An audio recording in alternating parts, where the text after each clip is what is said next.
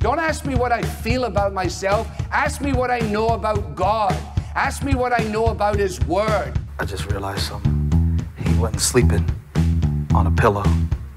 He was sleeping on purpose. Something that, say, I think is important but not essential would be like the inerrancy of Scripture. Oh, wow. And Okay. I hold to the inerrancy of Scripture. Okay. Title of my sermon tonight is Why Church Nurseries Are Unscriptural and Wrong. And so that's why I have a baby on my hip right here. There is a level of anointing that I believe is going to invade your homes, invade your sight, invade your senses. That's going to, I literally feel that chains are going to break off of you. Do you think I'm wrong? Yeah. Yay! So am I a bad guy for saying you're wrong? I am? That's not fair. Hey, by the way, you are a slave. If you're not a slave of Christ, you're a slave of sin. You aren't free. Choose your master. Give us some men who know the truth.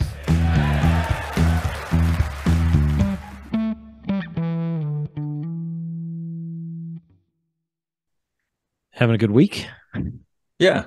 Good. Pretty good week. Yeah. Ready It was to our get back? anniversary. So my wife and I got away overnight. We went up to Solitude for our anniversary and had a nice day up there. And then last night, our team won the softball championship. So it's a great week. Life is good. God is good. Yeah. In spite of all that. Yeah. Ready to get back into the school year time, the flow of the school year calendar? Well, yeah. We're retired. We're kind of semi-retired and, so it doesn't affect us the same way. Affects churches though, doesn't it? I mean, isn't like the mindset of people so affected by whether school's in session or not? I feel like summer is just open season, free game. They might be there, they might not be. Yeah. Yeah. We're expect to see some of that. Mm-hmm. And we have some things that we do to try to get families kind of back in their habits and to help parents to disciple their kids and stuff like that starts off the school year. Yeah. Yeah, for sure. I really enjoyed the book, as you know, the endorsement I wrote for it. Yeah, thank you. But that wasn't the first book that you and Corey Miller had written together, I don't think. Yeah, it is. We've both written separately, but this is the first one we've done together. And you guys were more like editors for this one, right? Yeah, we each wrote a chapter, and we both kind of helped everybody else. Like I did a lot of coaching for the other authors and, deadlines and like change this and, stuff like that. So, and when push came to shove, I ended up at the end of the day doing some pretty major editing in some spots where it was like, okay, I'm not going to send this back to you anymore. I'm just going to fix it. So, yeah. Yep. That has to happen sometimes. Yep. Kick the ball down the road. The other books you've written have pretty much all been on the topic of Mormonism, haven't they? Yeah. Mm-hmm. Yeah. The first one was called Understanding the Book of Mormon. It's sort of a Sunday school audience introduction to the Book of Mormon. And the second one was called Understanding Your Mormon Neighbor, which delves into the culture of Mormonism and what's the daily life experience. If you have LDS people in your life, it's not driven by theology, although there's a chapter on worldview, but it's driven by what's their life experience like. And so then how do I talk to them, understanding about faith, about Christ, understanding that this is the kind of the way their life works. And these are the things that it's an ethnography basically of Mormonism. And what gives you the authority to write from that perspective? Were you LDS? I was LDS. I was born and raised LDS. Yeah. Here in Utah? No, well, I was born in Utah, but I was raised throughout the West, mostly from third grade on in Southern California. So Southern California is kind of home. And that's where I experienced, most of my Mormonism was in that environment where Mormonism is a minority, rather than a majority. And so if you're going to be LDS, you're going to probably do it because you want to do it, not because everybody in your family or your neighbors are doing it. So I left the LDS church after high school, my first year of college, and then came to faith in Jesus about 2.5 years later. What was it that made you leave? Yeah, it was I'm one of 10 kids, and so I have several older brothers, and they had all gone on missions, and they had gone places that weren't attractive, so to speak. They're not where you go on vacation. Rural Mexico, and they're challenging places. And so that got me thinking, counting the cost. I was going like, do I own this enough to pay that price? They had made a lot of sacrifice. And do I own this in this whole thing? Do I believe this thing enough to go and, make that sacrifice like they have done? And then in that context, was thinking about that stuff. I started dating a girl who was not a Mormon. She was a Christian, unschooled. Her family was not believers. She was very unschooled, but had come to faith in high school.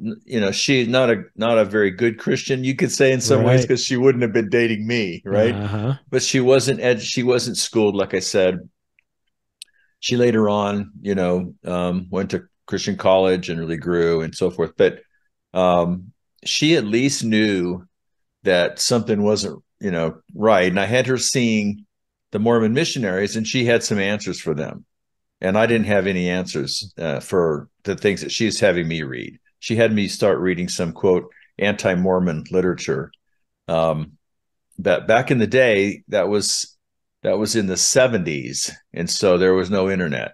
And it was all just a matter of what literature you could find. And some of it was really poor. But she found the source that made a difference was the stuff that was written by Gerald and Sandra Tanner, a big fat book called I can't even remember the name of it now. Mormonism, Shadow or Reality. Oh, right. Yeah. And and that started the conversations. It started deconstructing my Mormon type faith. And after a year of that, it was the hardest year of my life. I sat down, told my dad, I can't, continue to participate in the LDS church. It was an intellectual conversion, but I didn't have anything to replace it with. And so the next year and a half or so, God's working in my life, just deconstructing everything about my sense of what's real and my sense of self. And it came to a point where a friend of mine invited me to her church. It was a Bible teaching church in Orange County, California. And the pastor was speaking on the parable of the four soils. And, and he starts describing the fruitful, the fertile soil that receives the seed of the word and begins to produce fruit 30, 60, 100-fold. That was a moment where I go, oh man, I need that. That doesn't sound like my life. And at a deep level, I surrendered to Jesus that night. Wow. And said, I need you to come do that in me. That was the turning point for me.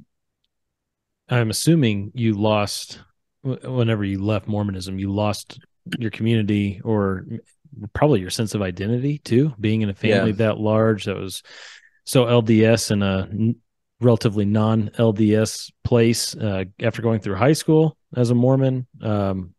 Socially, I assume you just lost everything at that point, huh? Yeah. So there was a lot of that. It was a transition time anyway in life because I was leaving high school and heading for college. And so that helped a lot because the social networks were weakened by that transition. But still, there's still a lot of friends, a lot of family friends that, this is a good church though. I started attending that church and they had a great young adult group and some people who took me under their wing and really had a very, very positive time just kind of rebuilding a lot of that community and rebuilding my worldview in a lot of ways. What did it do to your relationship with your parents? Well, they didn't really understand what was going on. So they thought, okay, he's going through a kind of a rebellious time or whatever, but he'll be back. They just thought it was a long, circuitous path. And at some point, I'll be back. And when I came to faith, I'd been going to this other church that my girlfriend was at, and without knowing Jesus, that things I don't know whether the gospel was preached there or not. might not have been, or it might have been that I just did not have ears to hear. Sure. Yeah. You know, so when I came to faith at this other church, I started attending there. I was only attending that other girlfriend's church very sporadically anyway. My parents didn't understand what was going on in my life. They just thought, oh, you changed churches. They had no concept of, oh, you know, have had this eternal transaction with the living God and received his grace. So they were patient with it. And actually, they kind of gave me some slack and didn't push too hard when I didn't participate. It wasn't until a few years later when I was completing college that and I felt like God was leading me to go to theological seminary, that's when they go, oh, maybe he's not coming back. And that's when we started some real more in-depth conversations about, you know, matters of faith and comparative truth claims and so forth. And how did that go? You know, I was not living at home at the time. I was living in San Diego. I went to University of California there. And so we would, you know, exchange. I would come home once in a while. We would exchange a lot of it with letters back in the day. You'd write. Yeah, wow. Send those over on a dinosaur, huh? Exactly. And I gave my dad a book to read, and he read it and really didn't get it.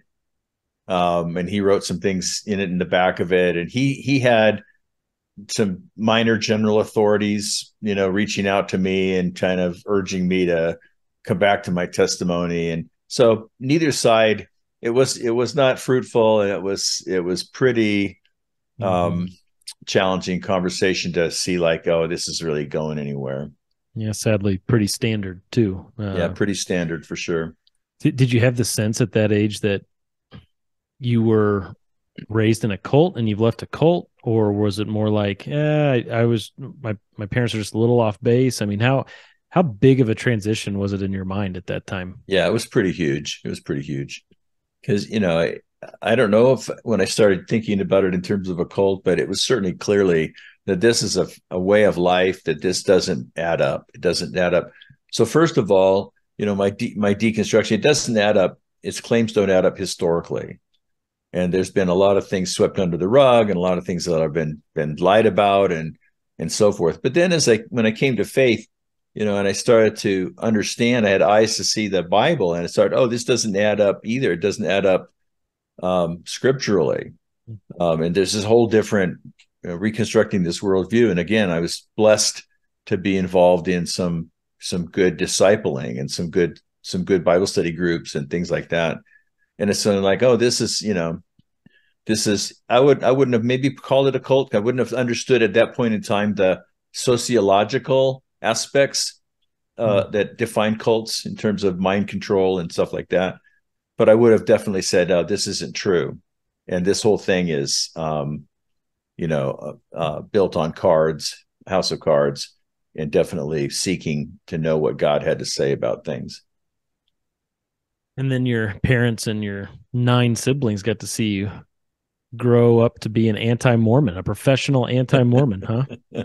Yeah. That's yeah. So here's the thing. So when I wrote the first book, the publisher, Zondervan is the publisher, they were looking for a certain kind of person to write a certain kind of book.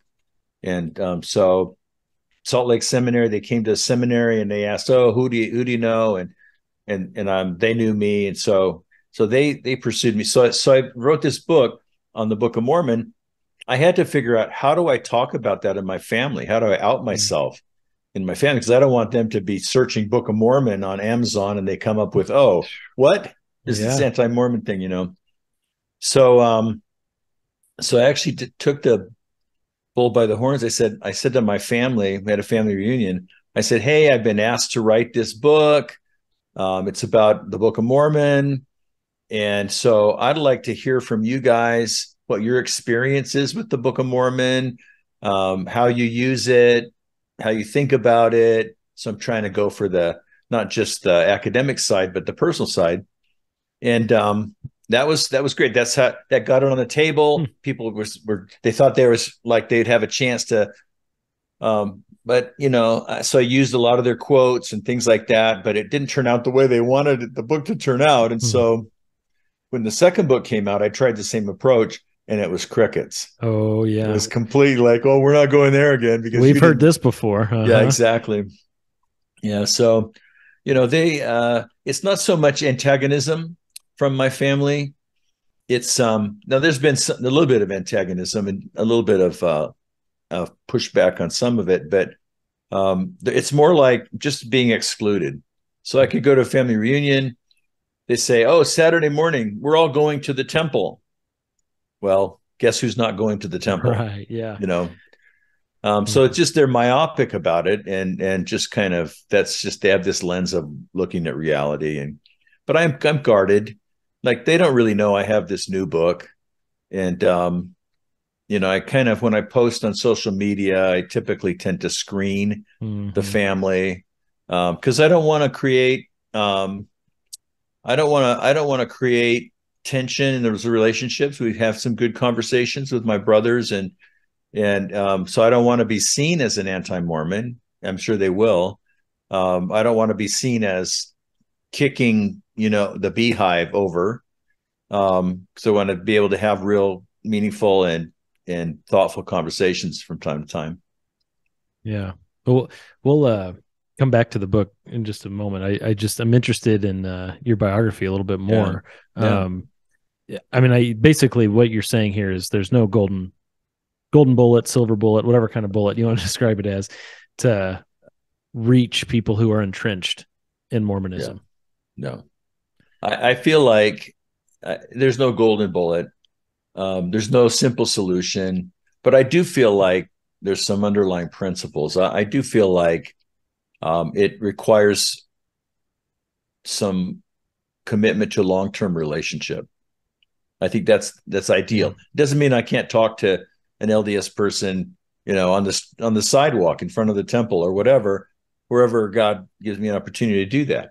And I can even be, take the initiative to go be there and do that conversation. But really I think what happens so often is that when the wheels start to come off in a person's life, and life isn't working out, oh, this isn't what it was promised it would be, or these are things that I'm struggling with, this perfection, this weight of perfectionism, this worthiness. And so, my kids aren't glowing and beautiful moral examples. And so whatever happens, or I lost my job and I was fired by, co-religionists who, are playing politics, or whatever it is, when the wheels come off, then they can't talk about their angst or their negative things. They can't talk about that within the LDS circles, because you have to maintain an image of worthiness. And if you start to question, like, things aren't going so well, then you get knocked down a peg in their social standing. So I feel like if there's a trusted Christian in their life, someone that has been there with them and for them and honest and open and just modeling, not perfection, but modeling redemption and grace, then when the wheels come off, there's an opportunity for them to find someone who is not frightening to talk about, or not threatening to talk to. Yeah, and I've seen that happen many times over the years. Yeah, that's what I was just going to say is, we're down here in Payson, and I've seen that in the nearly 10 years we've been out here, that same sort of thing, where you just can't force it. This is obviously, when we're dealing with souls, this is God's business here. He's the one who has to touch people's hearts, and what we can do is just be ready, and like you said, have that ongoing example, and just being good neighbors, being friends who are ready to listen. For sure. I assume most of your ministry, if not all of your ministry in your adult life, has been in Utah among Latter-day Saint people. Yeah. So I went to seminary out of college. I went to seminary in the Chicago area at Trinity Evangelical Divinity School.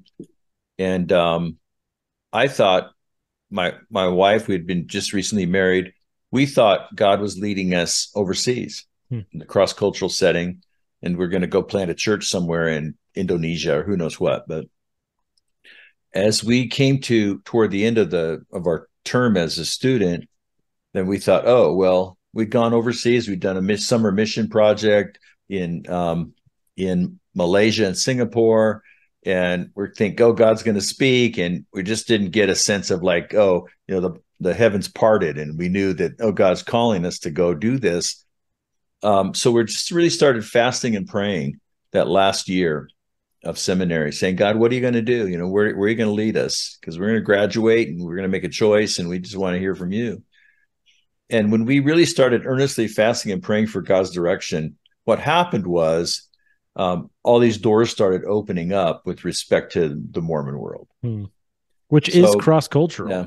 Which is like bringing that missiological training to Utah and saying, yeah, there is, and that's one of the things that I've majored on in my ministry career here, is trying to think about interacting with Mormons, not just only from a intellectual or apologetics perspective, although that's important, but also from a missiological perspective, a cross-cultural, contextual perspective, and learn that, kind of bring that train, learn how that works in practice over the first decade or so.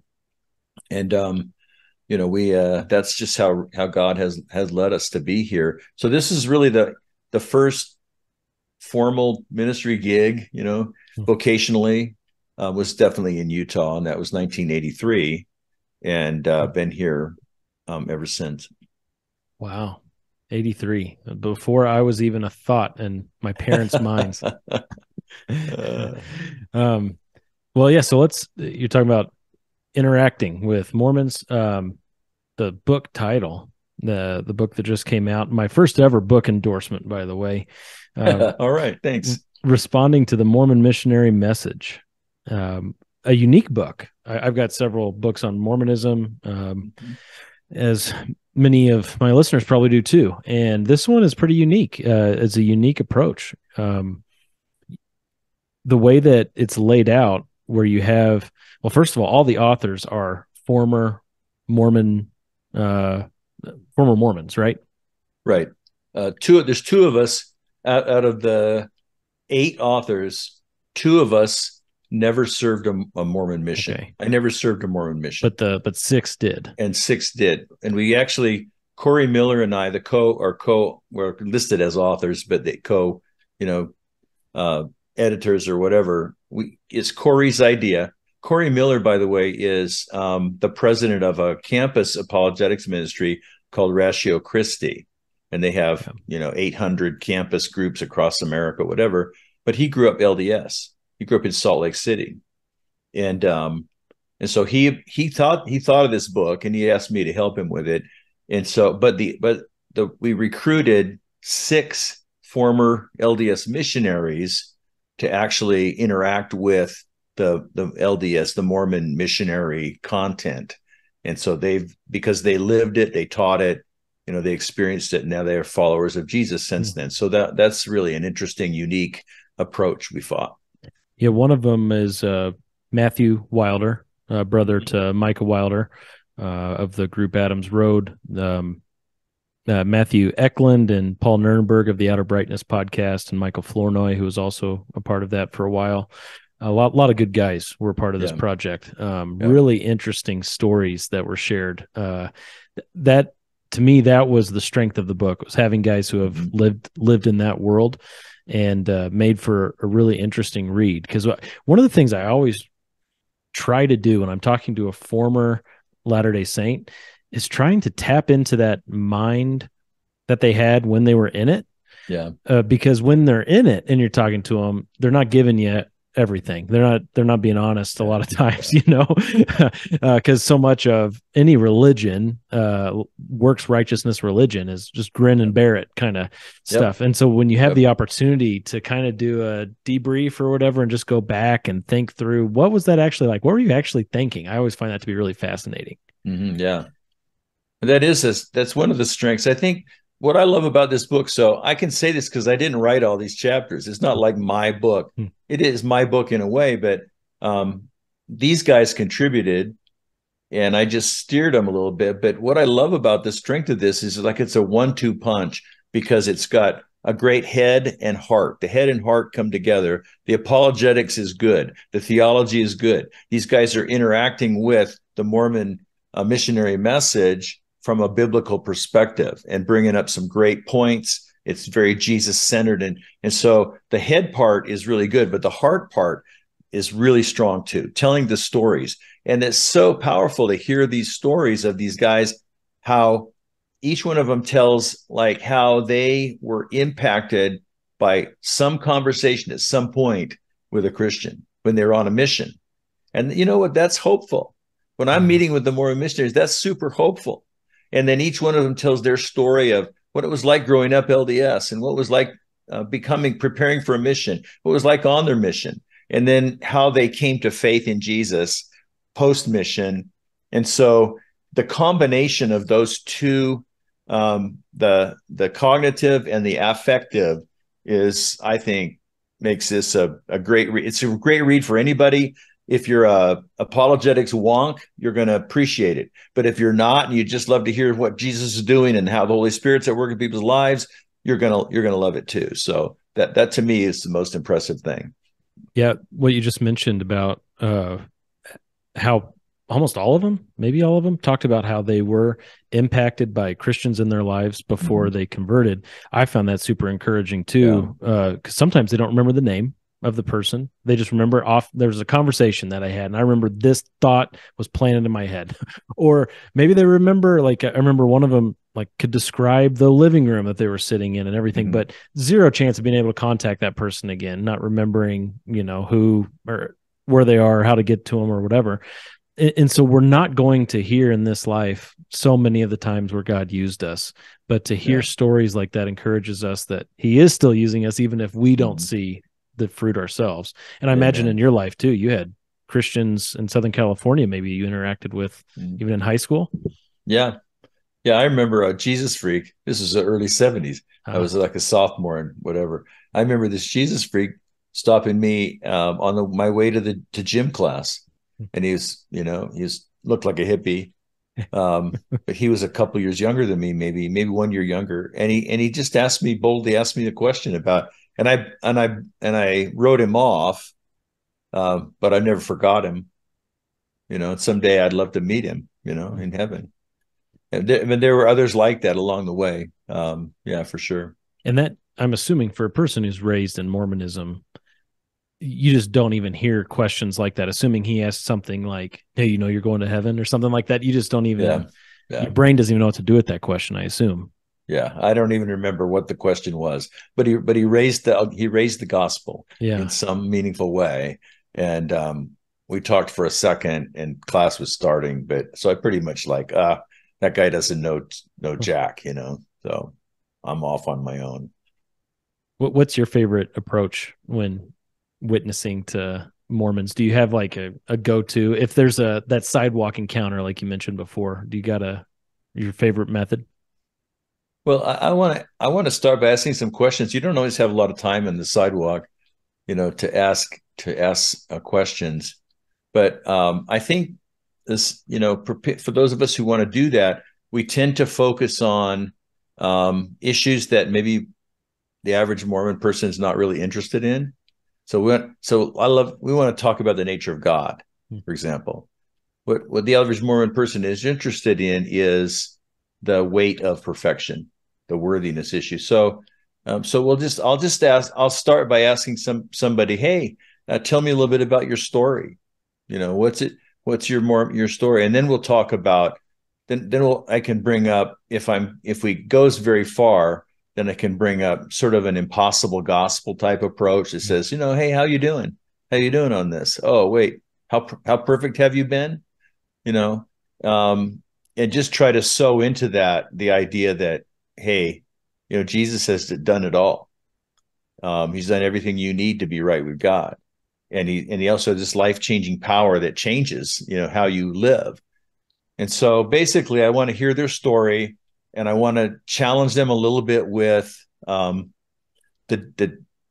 nature of the Mormon gospel that says you have to be worthy. and say, how you doing at that? And that's pretty intimate question.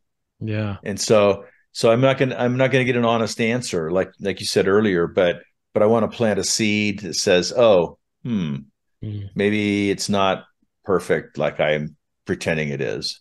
Yeah, force the person to articulate it to a non-Mormon, and not like a Mormon articulating it to a fellow Mormon, but someone who's genuinely asking, who's genuinely curious, who's not a part of your world. Having that Latter-day Saint articulate how he's doing with the weight of perfection, I think can really do something to his heart. And one thing I learned from, I don't know if you know Aaron Shaveloff. Yeah, he's in Utah. Yeah. So one thing I learned from Aaron, who does this a lot, and he's so winsome in how he handles this sidewalk conversations. He has a good way to get to the heart. He says, he'll say to someone, "Have you ever had an evangelical Christian explain to you their idea of what the gospel is?" Yeah. Okay. They'll say yes, or they'll say no. If they say yes, then his follow-up question is, well, tell me what you understood. Tell me how you heard that. And that's a great way to diagnose the accuracy of their listening, and then just what they filtered out, And if they said no, then it's a simple matter of, hey, that's interesting. Would you mind if I take a minute to do that? And it's a pretty natural way to do it, because it's asking a question, asking about their experience and asking about their understanding, and then following up on that with, some personal reflection and personal biblical truth. It's amazing you bring that up, because just this past Wednesday night, two nights ago, I printed off something I've given to our congregation before. Aaron's kind of diagram that he made of conversation starters. He's got one is heart and truth questions, and the other one is just like getting the ball rolling kind of conversations. And the one I singled out is the one that you just described. Have you ever had an evangelical Christian share the gospel with you, and then yes or no, off you go? And just using that example with the people here, saying, we make this so complicated sometimes. look how easy this is, right? Yeah. It's easy because I can always remember that. Yes. So this book, Responding to the Mormon Missionary Message, who's it for and how's it going to help them? Yeah, we really wrote it.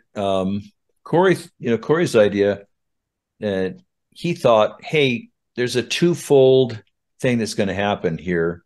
So to answer your question, Jeremy, it's for Christians who are missionally engaged. They have a mindset of sharing their faith, but who are going to encounter Mormon missionaries or have relationships with active LDS people. Yeah. So it's broader than just the missionaries. Now, the missionaries, they're out there looking for context. They're looking for opportunities. A lot of times they're going to knock on your door and you're going to go, look, oh, no, I don't know what to do, so I'm not going to let you in. But most active LDS people, many of them served a mission, or they have, they own some of those same things that the missionary lessons are talking about. So it's really like, this is how to talk to the person who's pretty engaged in their Mormon faith, and they're willing to have a conversation. And so Corey's idea was, gosh, if we could see the Mormon missionary program is converting, nominal Christians pretty right and left. I mean, there's like somebody, I don't know this statistic, somebody says that every week there's the equivalent of a Baptist church that joins the Mormon church. I don't know what that means. I don't know how big that is, but that's their target audience, is people who already have some biblical framework, because their framework is built on, you have to have an understanding of a God, of Jesus, of the Bible. And so this is why the missionary program of Mormonism doesn't really pioneer in other cultural settings where Christianity has not already been. So it's kind of parasitic in a way. And would you say that's because the Book of Mormon is essentially an addendum, right? I mean, it markets itself as another testament. Yeah, to understand the Book of Mormon, you have to accept certain perspective on Christianity. You have to accept, Jesus, to say that the Mormon Message to say that it's a restoration of Jesus' original church. Well, you have to accept that Jesus had an original church, or there was a Jesus, and so it really builds on and then reinterprets and redefines so much of it, but it builds on this. So my point is that the people who are converting to Mormonism are from a Christian, nominal Christian in some sense or another, probably, but have this language, this terminology, this sort of culture level acquaintance with the biblical ideas, at least. And so, if we can say that's who they're targeting, why don't we try to set up a fence in a way that we can equip some people to not be convinced because they could read the book, they go, oh, well, I'm not going to be convinced by these missionaries. Number two is people who want to actually share their faith. So we're thinking like, oh, Mormon missionaries are coming to faith. We have examples of that. You mentioned the Wilders and Adams Road Ministry. There's other examples, of Mormon missionaries who are coming to faith. Now, it might not be right away, but our authors are a great example of that. And so what if we were able to have genuine Christians share Jesus with these Mormon missionaries, and we start to see Mormon missionaries coming to faith in Christ? That kind of stems the tide. That's like gets it. That's like a chokehold that gets at the problem before it even begins. So if there's less missionaries going out and they're being less effective, then that changes the whole dynamic of the Mormon missionary effort.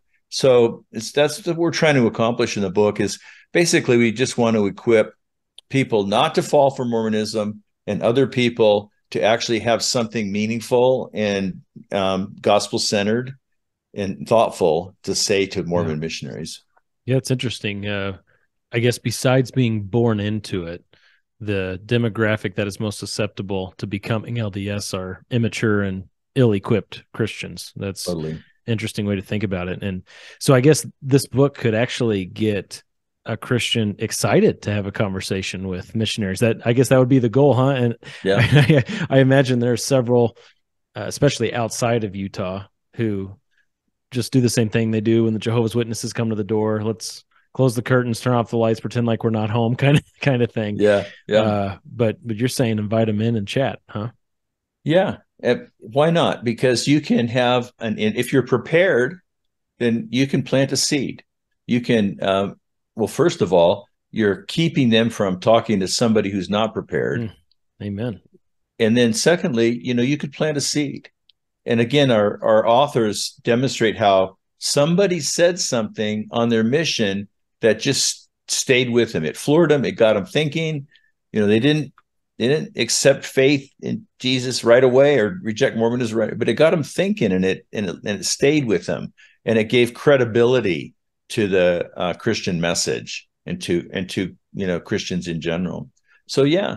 So I mean, here's the thing, Jeremy. So like, we had Mormon missionaries come to our house early in the spring, and I had an accident. I had some injuries, and so I wasn't really in a place where we were going to take advantage of speaking to them. And so my wife was running interference, so she sent them away, and then they came back, and then she sent them away again, and they eventually came back, and she wasn't there. And so I said, well, got this book, I'm putting it out there on talking to Mormon missionaries. I guess I better put up, I can't be a hypocrite. So I said, okay, this is great. Let me talk to these guys. And I wanted to anyway. So, but here's the thing. So I went through in our conversations, as we went through their lessons, I knew where they were going because I'd been briefed by this, but I often went to those chapters written by those former Mormon missionaries to say, okay, what's the approach I'm going to take on this particular issue?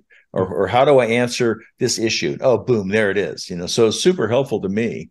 The book, to use it the way that I thought people would probably want to use it. I'm surprised that you still get missionaries at your house. Like, you're not blackballed. They haven't figured out. We've lived in this house for 9 years, and they apparently haven't figured out. These two young missionaries, It didn't take them long. They asked me right off the bat, well, what do you do? Yeah, that's it. You know? That's the giveaway. You know? And it came out pretty fast that I was a former Mormon. I didn't tell them everything. I didn't tell them, oh, I've got this book on sharing our faith with Mormon missionaries. Yeah. Right. So yeah. Yeah. I love finding missionaries and just talking to them, because what I tell people is like, their job is to have religious conversations. I mean, why would you not take advantage of that? You know, that's all they're focused on for 2 years here. But the last time in my neighborhood, there were a couple, it was a Sunday afternoon. I found them and started chatting with them, and they said, "Oh, we've heard of you." And I thought, "Oh, okay, now it's over."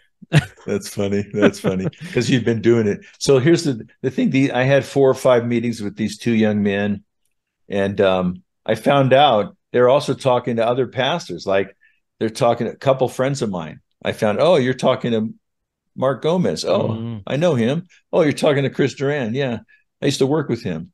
And so it's interesting, because that's probably who is available to want to talk to them. But they got transferred, and they text message. They say, hey, we're transferring it. We won't be able to finish. And he said, the new missionaries coming into take our place, they don't really want to start for a few months. And so basically they like arm's length now. So maybe that's the response I'm getting that you got already. Yeah, that could be. Because it's an interesting thing when you sit down with these missionaries, because they're young men. They're green to the world in a lot of ways. And they've obviously been trained to not just say certain talking points, but have a certain way about them as they talk. What's up with that? I mean, it's almost like they're trying to make it I don't know, like a holy reverent something. I mean, they're just not acting like themselves. They're all acting kind of the same with the tone that they use and the way they approach conversations. I mean, can you get into that part of it too? Not just the content, but like how they're going about it? Yeah, I think a lot of that, I'm not sure how much of that is taught, but I think it's certainly modeled. And it's modeled in the LDS Church as a whole. It's modeled at General Conference, where the speakers in General Conference take on a certain intonation. It's very soft. It's conference speak. Yeah. You know, it's I would say grandfatherly, but with the apostles, it's of the Mormon Church, it's like great grandfatherly. Great. Yeah. And it's like, but it's not engaging to me. It's not like, oh, that's an interesting way to talk. It's like they're accepting the sort of mantle of spiritual authority, and that's how they think. If you have spiritual authority, that's how you talk. Yeah, right. It's like they're not being real. Yeah, exactly. And so these young guys, they can't have the same mantle, but they have a mantle. They adopt the mantle of spiritual authority. There is a certain sense of, I would call it even a little bit of arrogance on their part. They think that they're there. They know the right answers. They're going to deliver them to you. You're benighted in some way or another. And so, but they do, like, there is this spiritualizing sense where they feel like I need to spiritualize the whole conversation by talking about, I don't know, framing it in terms of this churchy sense of there's a churchiness that enters my kitchen, And so I tried to get it away from that a little bit, just ask these guys about their life and about, hey, what's up? But they kept bringing it back. They talk about a little bit what, their story, but they kept bringing it back to that sense of, it feels to them like it's spiritually real somehow. It feels to me like it's spiritually fake, but It kind of like how they always pray in King James English. I've noticed too. It's almost like they've learned how to pray. That's the normal. It's reverent. They look at it as being a reverent way to express, your thoughts to God. You mentioned you going back and referencing the book that you were editor of to glean ideas and everything in your conversations. I'm curious what parts of the book stood out to you in particular. What did you find particularly enjoyable or interesting? Well, every chapter is unique. And so I found every chapter had its own interesting elements, partly because it's story and it's telling, story and of people's experiences in life. But honestly, I think we didn't plan it this way. We asked the guys, hey, there's 5 lessons in the Mormon Missionary Manual. And we said, why don't you pick one? Just go ahead and pick one. So we organized them in the order in which they come. And so the last chapter by Michael Flournoy, I thought, man, that the Holy Spirit just made that the last chapter on purpose, because it just wrapped things up so powerfully and so well. And the way he finished, it's a chapter all about how to be obedient to Mormonism. And he closed it so well by making it so Christ-centered and asking some great questions and answering some Mormon questions that Mormons ask. So to me, that was the chapter that probably I found to be the most appealing of them all. Now, some of them they all had appeal in their own way, but to me, that's the one I said, man, if you could only read one, that'd be a great place to start, even though it's the last chapter. It's a great way to conclude. Yeah, Michael's a good guy, and has a way about him that's really helpful. Yeah.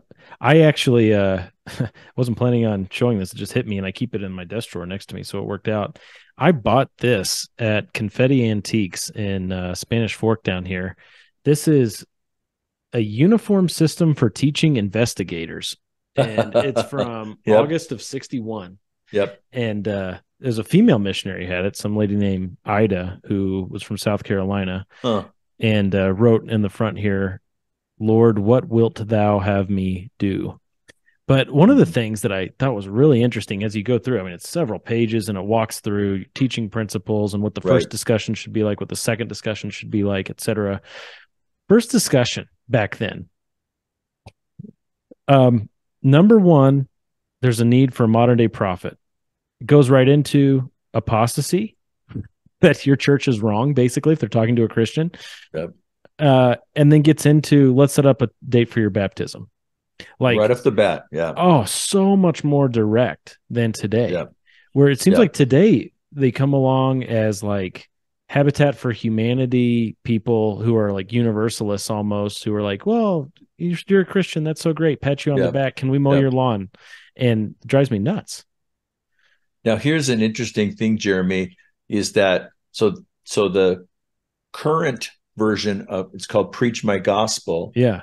Now those ones had, I think, 6 missionary lessons. Now Preach My Gospel went to 5. That was 2004. So it's about 20 years old. Well, this summer, just after we sent our chapters to the publisher, the LDS Church has changed Preach My Gospel again. Well, they changed it online. It's still called Preach My Gospel, and it still follows the same order of topics. But what's interesting, they're going to put it out probably in print and start using it to train missionaries. Who knows when, after the first of the year, maybe. So we're going like, wait, is our book even still relevant? Right. Yeah. But we went through and I did a thorough study of Preach My Gospel version 2. That one just came out. Yeah. No, it was interesting. So we said, okay, all the stuff is the same. All of the principles. So like back in the one you've had from the 60s, they open with the apostasy. But they also, in the current one that we're responding to, they open with the restoration, which implies the apostasy. They framed it in a more positive way. Correct. Yeah. But it talks about the necessity of prophets and the claim of apostasy and so forth. Jesus' true church died and was restored through Joseph Smith. All that's the same. And the new version is the same. But so we said, okay, well, our approach still works. They changed, they made it from 5 lessons into 4 by combining the last 2. So they combined number 4 and 5 into what's now number 4, but it's all the same material. So our chapters still apply. But here's what's so interesting, that compared to the new version, the 2004 version seems really direct. Huh. And so it's very much in keeping with what you just said. And it's probably like a continuation of the same principle, that in the 2004 version, there's a lot more about duty and obligation and here's what you have to do to get God's blessings. But in the new version, it's so much more about, oh, God just has these promises for you, and it's very much indirect, and it's very much it really does speak to the culture, the younger culture, and it speaks to the missionaries themselves who are 18, 19, 20 years old. This is the culture that they grew up in. That's a lot more, I guess, pluralistic and a lot less directive. Now, at the end of the day, they still get to the directives, but they don't say them the same way. They're said more as invitation rather than as expectation. Right. Or There's like a different tone. It's not propositional. Like, if you don't do this, then you'll face these consequences. I mean, there's none of that language in dealing with missionaries anymore. I remember, I think it was last year, there was a missionary, a pair of missionaries in my living room, and asking them the question of, like, what's the most important thing that you could urge me to do? Say we were on an airplane and it was going down, and you've got a minute, 30 seconds to a minute to urge me to think some way, believe some way. And it was nothing. I mean, they couldn't come up with anything. It was just, at that point, no, there's nothing, but, on the other side, you'll learn and grow, and et cetera, et cetera. And it almost makes me wonder if the future of Mormonism is just going to be a universalist, liberal charity organization. Yeah, I wonder about that too. I mean, you have these old guys who govern the Mormon church that are still anchored in, their feet are still anchored in the 50s and so forth. So I think Mormonism will take a long time to change, because it's going to take a long time for the second and third generation to become old enough or, have enough seniority to be the leaders.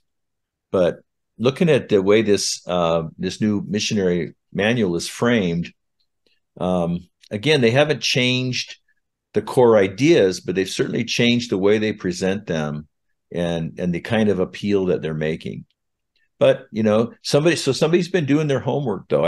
I think it's either a reflection of the changing culture, or it's a reflection of their response to the changing culture. Could be both. So, for example, in the missionary manual, they want to make sure that you are prepared to keep the covenants that you're going to make at your baptism. And in the past, some of our authors have suggested that that's a way of screening out people who we don't really want to become members. If they can't really live the commandments, then why bother? But we feel like now maybe that has changed somewhat. But anyway, they talk about it. They say, if you find a couple that's living together and they're not married, and they're living in a intimate relationship and so forth, they're shacked up, basically. He said they need to, and the previous version said they need to, stop that relationship. They need to get married, or they need to move apart from each other, whatever, before you can baptize them. Now, the new version also says that. But what it adds is, if you find a homosexual couple that's living together, now it doesn't say they need to get married, but it says they need to break off that relationship or to change the nature of the relationship before they can become baptized. So it's interesting that the underlying principle is still there. The underlying boundary is still there, but they've broadened the scope of it to include more like the audience that these young missionaries are more likely to encounter, and maybe their own attitudes and their own culture that they've been raised in. That's just one example of that. So what do you think is going to happen on the homosexual issue in the Mormon church? Well, I don't know. This is a great debate, because Mormon church, there's one side of it is this: the LDS church has always shown that they will change in order to survive and thrive. So with the blacks in the priesthood issue, et cetera, with polygamy, ending of polygamy, et cetera, they'll change in order to survive. But here's the other side of the issue, is that this question is so central to the fundamental Mormon worldview, which is all based around eternal procreation. Yeah, right. I mean, you've got to be able to populate the other planets. Right. And so that is so much at the heart of the whole Mormon worldview, the whole Mormon story. You know, their meta narrative is so rooted in that idea that, on one hand, the change to survive suggests, yeah, maybe it won't be that long. But on the other hand, this is so rooted in their meta narrative that maybe this is the one that doesn't come along very quickly, or maybe it's resisted for a longer period of time. So that's a strange thing. Yeah. So I just remember joking about when polygamy became when gay marriage became legal in Utah. I thought, well, what's next? Maybe gay plural marriage. Why not? Yeah, right. Yeah, I mean, they can basically craft some sort of a plan for what homosexuals can do for eternity. And once they get that kind of in place, they could roll out the possibility of LDS gay marriage. But it seems, for some Latter-day Saints, it seems really far-fetched. I mean, I think probably the over 40 crowd. I think for the under 40 crowd, they're ready. They're ready. It's not far-fetched at all. Mm-hmm. It's the reality of the world they live in, and it's the norms and expectations. So I always thought, you know, living in Utah, ministering in Utah for all these years, I thought, well, you know, postmodernism hasn't really reached Utah. It's reached it more slowly than elsewhere in the country, but it's here in Utah full blast now. The postmodern ideals about, you know, your truth is good for you, and the sense of pluralism and permissivism and so forth. It's here, and so that's going to change the LDS Church going forward. Nobody's quite sure how quickly or in what specific ways. Yeah, I don't think a lot of people realize outside of Utah how liberal Salt Lake is, for example. Mm-hmm. I'm trying to verify real quick. I think the city council of Salt Lake it's like the most diverse in the country or something as far as that goes. Let's see, January of last year, the historic Salt Lake Council, majority LGBTQ and people of color. I mean, this isn't Brigham's Utah anymore. No, not at all. Salt Lake City. I mean, my daughter lived in downtown Salt Lake City for quite a while. And Salt Lake City really is one of the most welcoming havens of the LGBT lifestyle. And so it's well known for that. And so what you know, I've discovered in Salt Lake City is in Utah County. I'm not in Utah County so much, but in Utah, the heart of it is like there's such a polarization between the active LDS and the people who've totally rejected the LDS framework, and that kind of makes it tough for kids growing up as Christian. Who do I relate to? You know, totally. It shows the need if you're Christian for a good church in Utah. Amen. So, amen for sure. Tell me a little bit about your church. How long has it been around, and what's the demographic like? You got a lot of former Latter-day Saints there? Yeah. So Alpine Church is a multi-site church. We have 6 different locations, mostly in Davis, Weber County, Box Elder County, and Logan. It's been around a little over 20 years. I've only been on the staff for about 11 years. So when I came to Utah, I planted a church. It was a church. It was part of the Evangelical Free Church of America denomination. And after 28 years there, God was just telling me it's time to step down, time to make a change, time to let the church develop some leadership that would take it beyond my capacity and so forth. And so we went through a evaluation process about what happens in the future. And we talked to the denomination, and they took us through some really helpful stuff. And I knew these guys at Alpine Church because when they come to Utah, I'd kind of taken them under my wing a little bit, and it's a relationship, and there was a lot of connection, a lot of philosophical oneness. So I said, hey guys, what would it look like for us to become, you know, enfolded into Alpine Church? They had 2 campuses at that time. And so it all worked, it all worked out over the long process. We joined Alpine Church, or were adopted into Alpine Church. And so my role changed, and then that church building became a campus of the church. But so Alpine's about 20 years. And we do have a lot of former Mormons. In fact, we would say our target audience is disaffected Mormons. Yeah. So we're trying Jack to Mormons. Yeah, the ones who, like, they're not loyal, they're not TBM, they're likely to, or they're more likely to walk through the doors of a church. They're more likely to hear, the message that we have, and so we take that audience into account with everything we do. How we do Sunday morning service, we're open to that guest. We're thinking about how that guest is going to experience how we talk about the Bible, how we preach the Bible, how we do the things that we do on Sunday. So we do have a pretty good number of former Mormons in the life of the church, depending on each campus is different. Some of them are in Brigham City.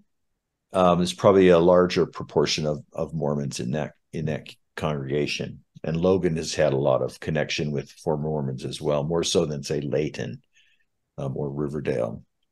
Yeah. So you want to explain the cultural element there that you were just describing? Many people listening don't live in Utah, but will encounter Mormons like this. You mentioned TBM. I mentioned Jack Mormon. You just kind of want to explain what that's all about? Yeah. So a TBM is shorthand for true blue or true believing Mormon. They're the loyal. They own it. It's their life. It's their identity. A Jack Mormon, that phrase goes back, I think, to Brigham Young. That's how I've heard it. Yeah. Yeah. Who I think it might have originally been a jackass Mormon. That's how I've heard it. And it's been shortened. So this is the Mormon who he has a Mormon sense of cultural identity. He would call himself a Mormon, but he's not active. He doesn't have any callings in the church. He probably doesn't even go to church. He lives in the ward, but he doesn't, really live it out. But if push comes to shove, he would identify, oh, I'm a Mormon. So that's the Jack Mormon. And more you have, as you have people who are filling every gap in between those two poles.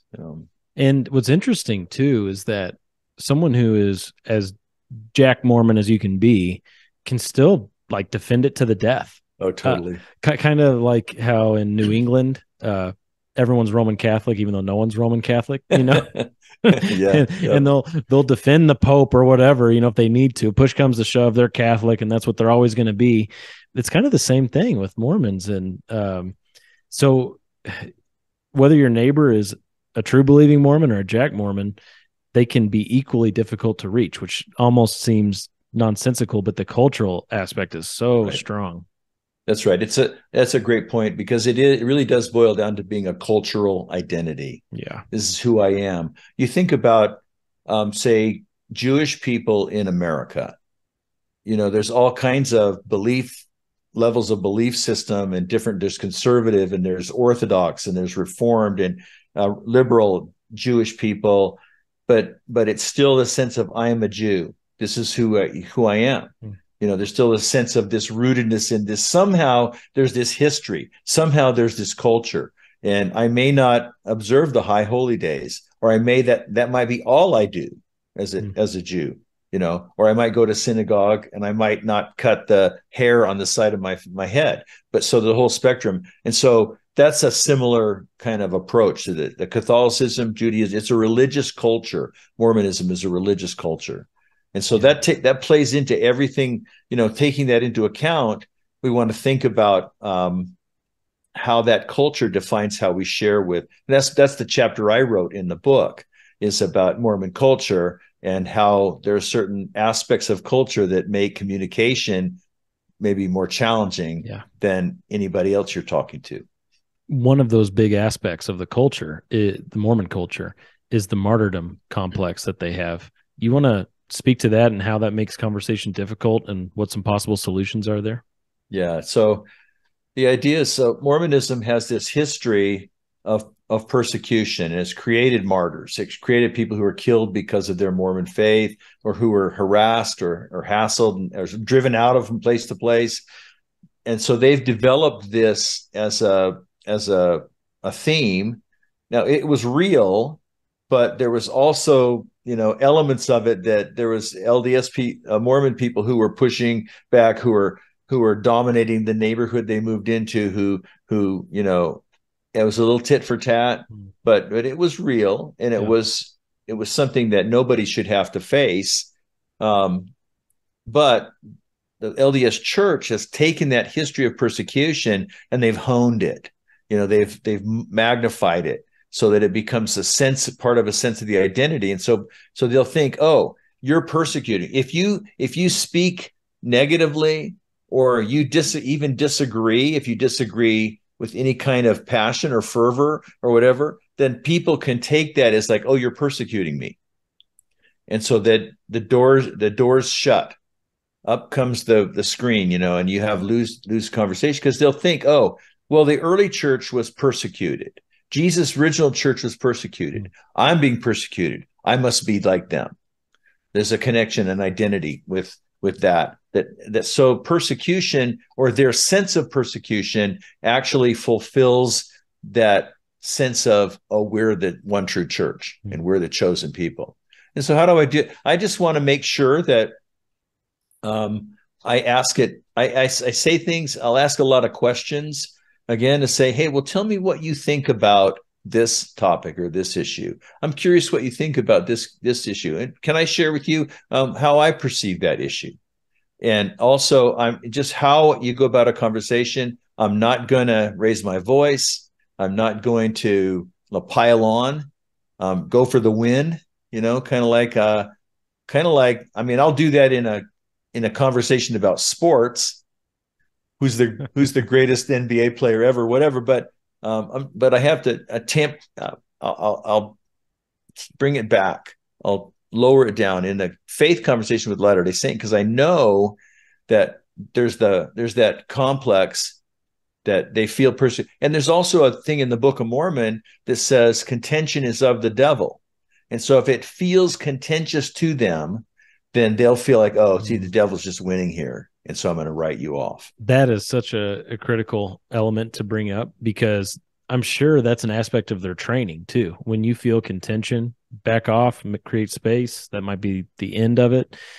And that's so hard for us to navigate, because it's like, well, we're disagreeing about the most important questions of life. So how do you avoid contention with that? But we can obviously do our best to make sure we are removing all unnecessary obstacles, because the gospel itself is a stumbling block by itself. I know inherently. So why I shouldn't be adding stumbling blocks of my own making. Mm-hmm. Yeah. It's so difficult. I assume you're not a LeBron James fan. You said, who's the greatest NBA player of all time? I would not answer it by saying LeBron James. Hard to tell. He's creating a pretty good legacy for himself, but yeah. I grew up as a Laker fan, and so I would probably lean toward Kareem. Oh, well, for what it's worth. He was the points leader for a time, or is he still? He still is, yeah. Okay, all right. For the moment, LeBron will play till he's 50. Maybe he's not. Maybe LeBron passed. I can't remember whether he's been passed or not. Lou Alcindor, right? Yep. Well, good. Yeah. Anything else you want to share about the book, about what you got going on with your ministry up there in Ogden? Yeah, no. Let me throw this in, just so your ears might be interested. So one of the things that we've done is, because of my experience leaving Mormonism and transitioning into biblical faith, is that I've created a nonprofit. It's alongside the church. It has more regional influence than scope of the church. It's called Utah Advanced Ministries. And one of the things that I've tried to help church planners coming into town to think about the cultural issues and to understand, how you go about doing church in ways that are meaningful and sensitive. But in the last few years, so many people are leaving Mormonism. So many people are leaving, and the majority of them opt for atheism or agnosticism at best.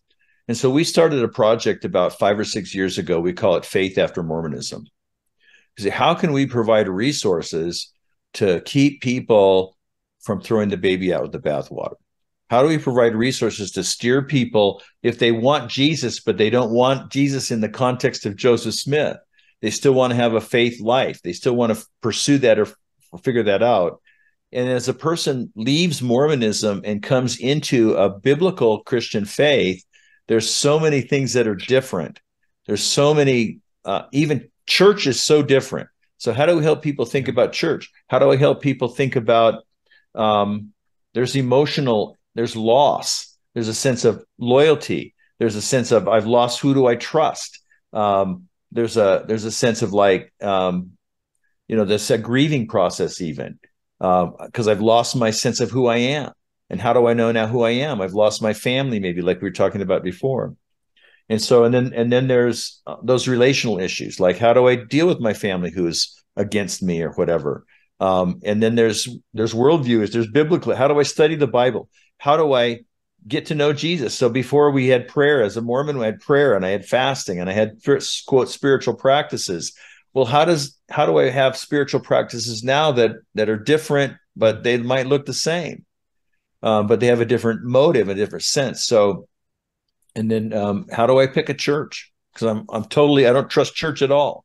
Yes, trust is such a big thing, isn't it? It's such a big thing. They were, what they come to the conclusion of is, I was lied to my whole life. How could I ever trust any group of people again that claims to tell me anything about God? Yep.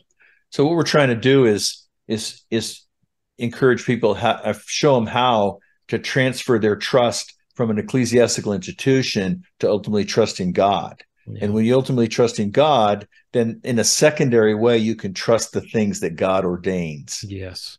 So that's what we have. Faith After Mormonism conference every year, every fall. It's coming up in 2023 on September 22nd, 23rd, a Friday night, Saturday. We have some speakers come in. We do some workshops that are meaningful to people. And we just connect people. Say, maybe there's somebody here today that you're going to meet that is someplace in the journey that you are. Maybe they're a couple steps ahead of you in the journal and in the journey. And so another thing we do with respect to the Faith After Mormonism project is we provide mentors. We have a team of mentors. So somebody has to go online and find us and they request a mentor. We can hook them up with a man or a woman, mostly who are former Mormons, who can help them with their faith transition.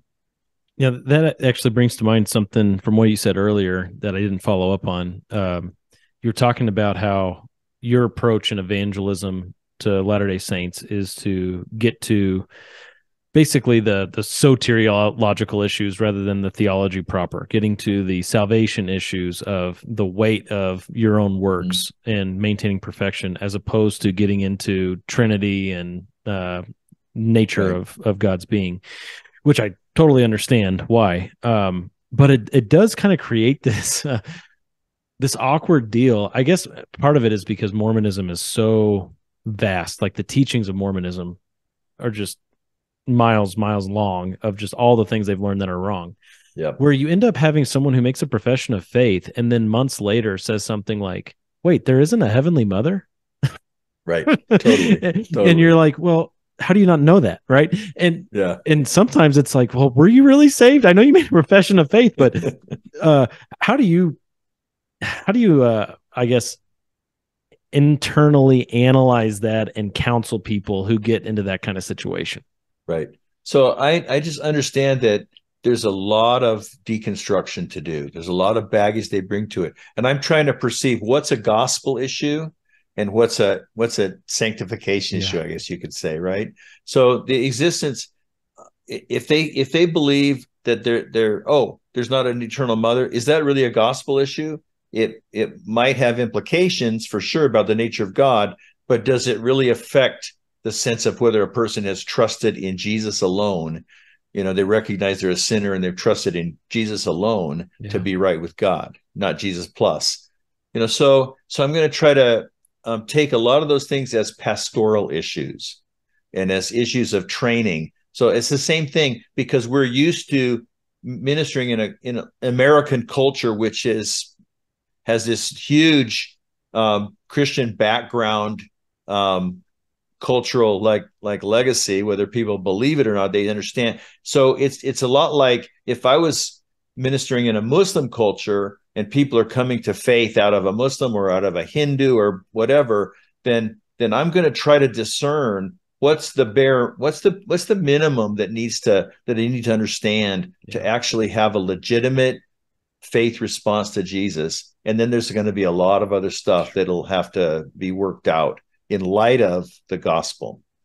And the way that they respond to correction down the road when stuff like that comes up says a lot too. Like if someone says, "Oh, there's no heavenly mother," I'm out. Yeah.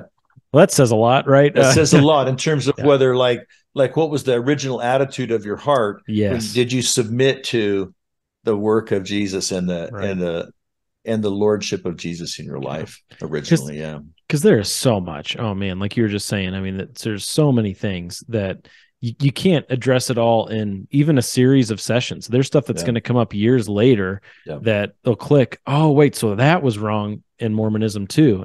But as long as a person is committed to faithfully believing what God has given us in the Bible, and that person will be okay. It just takes time, right?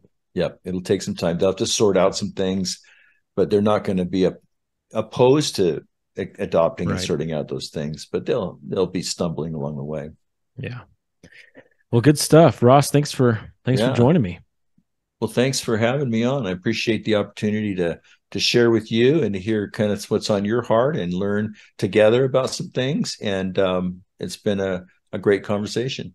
Yeah. The book is Responding to the Mormon Missionary Message, a unique book that belongs on your bookshelf. If you're interacting with Mormons, if you plan to learn more about Mormonism, this is a very unique book that'll help you in that effort. So highly recommend. Very good.